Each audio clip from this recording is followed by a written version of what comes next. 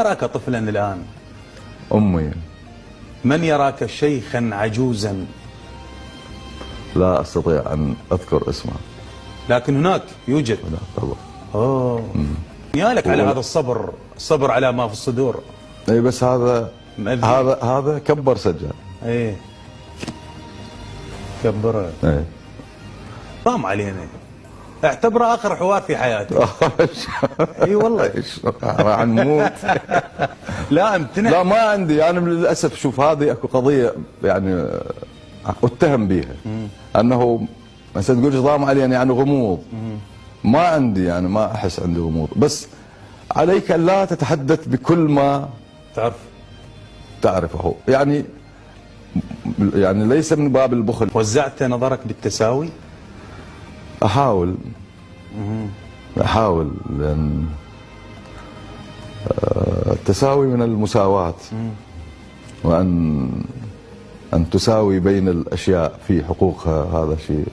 هل سرق؟ ماكو احد ياخذ بتجربة الثاني، يعني الى درجة يعني الابن ما ياخذ بتجربة ابوه، ولا الاخ ياخذ بتجربة اخوه، ولا الصديق ياخذ.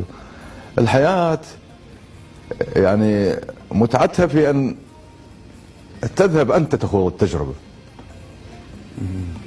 واذا على هالاساس انه الاحكام والحكم عفوا والامثال العراقية الشعبية وبالموروث العربي ما قيل مثل او حكمة او بيت شعر الا عن تجربة اجتماعية يعني طبعا دقيقة. طبعا. هل سرقت نظرا سوف تحاسب عليه؟ ربما. بالله اخو السؤال. ربما. هاي كلهن ربما يعني اكو راح اعتبرها. بعد انت بعد يمك ويا يم الناس يعني. يعني مو انت لا تمشي الناس بالطريق اللي تريدهم يفهموه. انا قلت لك احنا لازم على كيفنا، يعني خلينا نقلل من التورية. زين وين ناخذ الناس؟ ونقلل. لا ناخذهم للبساطة. ناخذهم البساطة. نروح للسينما ولا للمسرح؟ اثنينهن صعبات. اثنينهن صعبات يعني.